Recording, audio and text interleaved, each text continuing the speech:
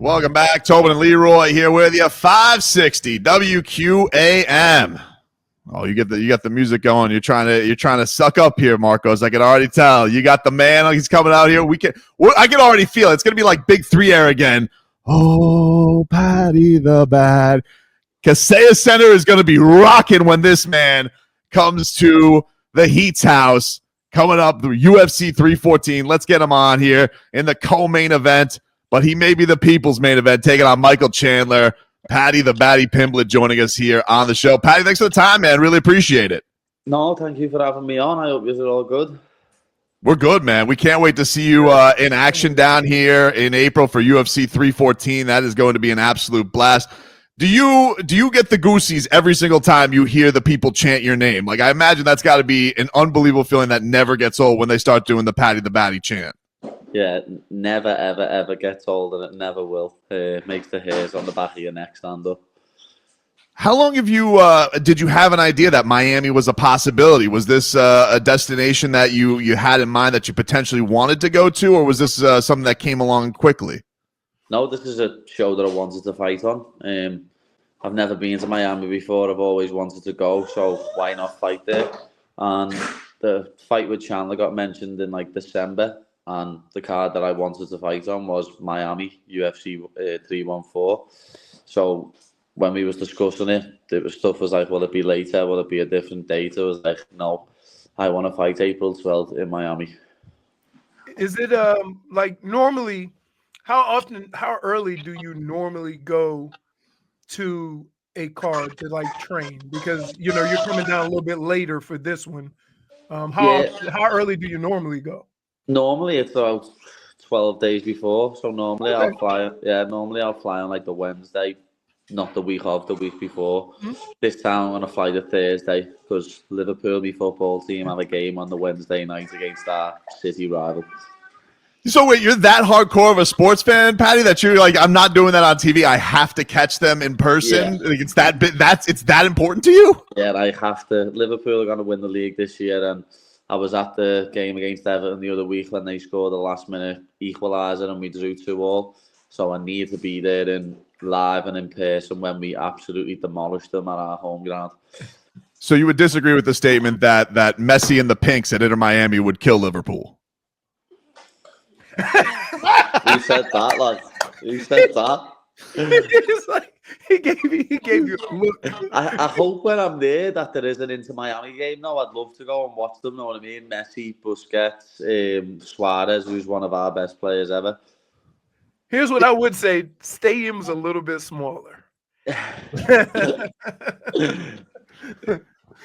What do you make of Chandler as an opponent, man? He's obviously been at the the highest of heights in the sport. Like, how do you look at this one as a test against him? No, every fight's a test, no matter who it is. No, you can't overlook anybody or think that you've already won. I've done that in the past, and I had my worst performance ever against Jared Gordon, who's Chandler's teammate. So I've learned a good lesson from that. You can't ever overlook anybody, because once that cage door shuts, anyone can win. It doesn't matter. But I respect Michael Chandler. You know what I mean? He's coming to the UFC, and he's only fought the top of the division. He's only fought killers, and I'm going to come in and prove that I'm another killer that everyone needs to stop underestimating. Do you feel like, from your standpoint, I'm sure you've been excited to get to this point of taking on a top 10 guy to kind of vault up the rankings, but like you deal with the haters and doubters all the time, like in your performances. Like, how excited are you? Just the idea, like, this is your chance now to just kind of show everybody, no, I'm the real deal. Well, yeah, I already know I'm the real deal. It's just showing people, but at the same time, when I beat Michael Chandler, the goalposts will get moved again. Know what I mean? When I beat Bobby Green before the fight, everyone was like, oh, Bobby's going to knock him out. Paddy's not on that level. And then when I choked him unconscious, everyone was like, oh, Bobby's old. Bobby was never going to win. Know what I mean? So it's going to be the same. I know when I beat Michael Chandler, everyone will be like, oh, Chandler's old. He's only ever won 2 fights in the UFC. Paddy's not that good. So I'm used to it. Can I just tell you, that's what terrifies me about somebody who could choke you out. That's a terrible way to lose. I'd rather, like, if an overhand right gets in and I get knocked out, I can live with that. But to get choked out and have to beg somebody to stop choking me, like, Stop. Like, that is the worst way to lose a fight. And so when I see fighters like you, sometimes it's, it's not as free flowing as two people who are in there boxing each other's brains out. But once you get your hooks on somebody, it's night, and that's terrifying. Yeah, I personally, I'd rather get choked unconscious and go asleep. You know what I mean? You wouldn't Really? catch me you wouldn't catch me tapping. I'd just go unconscious and go asleep. I'd definitely rather not get knocked out. No way. It's also that mentality too. So like, you got to have the mentality like, just put me to sleep. I'm not tapping out. Like, that in itself is crazy to me. Like the first sign of like, you don't even consider it. Like, no. The only way I would consider it, obviously, if it's an arm lock where it's going to snap my arm, or a leg lock where it's going to snap my knee. But even then, I'd do my best not to tap. My dog's going nuts in the house here. What are you doing, Len? We're used to that. Steps like he's a horse galloping. What kind of dog is it? What do you got? He's a Rottweiler cross with an XL Bulldog. Yeah, of course. They don't care. He's big, and he thinks he's the size of a Chihuahua. Get off me shoe. Just started to rob me shoe now. By the way, Paddy, our producer Marcos, who's a huge fan of yours, he's letting us know the day after UFC 314 in April, the Inter Miami is playing Chicago. So you gotta get the hook up with Beckham, man. You gotta get you to the stadium after you beat Michael Chandler. Yeah, definitely. I'll have to get that sorted. You're not wrong. Love to meet one of my heroes when I was a child, Luis Suarez, and obviously Messi, the best player I've ever seen live. A couple of things in your division I wanted to ask you about, Paddy. Were you surprised at all that Topuria ended up going up to 155? Because there was some talk that this was going to be a title defense against Volkanovski versus at featherweight, and then all of a sudden he's jumping up to your weight class. What did you make of that? Yeah, I thought he was going to defend. You know what I mean? He's only defended the belt once, and I think it was I know he's knocked a lot of people out, but against Volk had only just recovered from getting head kicked 12 weeks earlier and knocked clean out by Islam.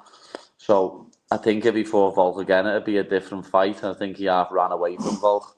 But, you can't really say that because he knocked him out with a punch last year. But I think he knew Volk was going to give him a run for his money. So he thought, no, I'll just vacate and I'll move up. But I don't understand why he's moved up. He's tiny. He's saying he can't make the weight anymore, but he's tiny. He's not even a big featherweight. Never mind big enough for lightweight. If he fights Islam, he'll get manhandled and he'll get submitted. So I don't even understand why he's moved up. What about, listen, that could be something that you see in the future now that is in your weight class. What do you imagine you do against him? I think I'm also manhandle him. Know what I mean? Anyone who's ever fought, Tony started to have a boxing match with him, which is just stupid. He's got good boxing. He's got power in his hands. We'll have to see how the power transfers up to 155 because he's fighting bigger men. And if I fought him, I'd just kick him round the cage until I took him down and then submit him. Do you feel like it was a little bit of a back and forth between you and Dustin Poirier? He said he didn't want to do his last fight against you, but if you beat Michael Chandler, do you feel like, hey, would that pique his interest? Do you think to maybe do a Poirier fight, or no interest from you on that? No, of course I'm interested in fighting anyone that's ranked above me, and Dustin Poirier's half a legend. I meant no disrespect when I said stuff about Poirier, but I think he took it personally. So, if he wants to get beat up, I'd beat him up because I think he's another person who I beat. Like most of the top 5 in my division, they're on the way out. They're getting old. And as you know, this is a young man's sport. I'm just coming into my prime. If when I beat Chandler, I'll probably mention Poirier, mention Charles, mention Ilia, because they're the people above me that I want to fight. And again, I think I beat Dustin Poirier. But I can understand where he's coming from. Know what I mean? If he is only having one more fight, then I wouldn't fight me either, because you don't want to finish your career on a loss, and you want to try and get as much money in as you possibly can. Right. Paddy, we're very excited to see you, man. Come down here, UFC 314, April 12th at the Kaseya Center. Get your tickets. Be there in the building. I'm sure the building's going to be rocking and singing, "Oh, Paddy the Bad." It's going to be, I can already see Marcos. He's already vibing to it. Paddy, thanks for the time, man. We can't wait.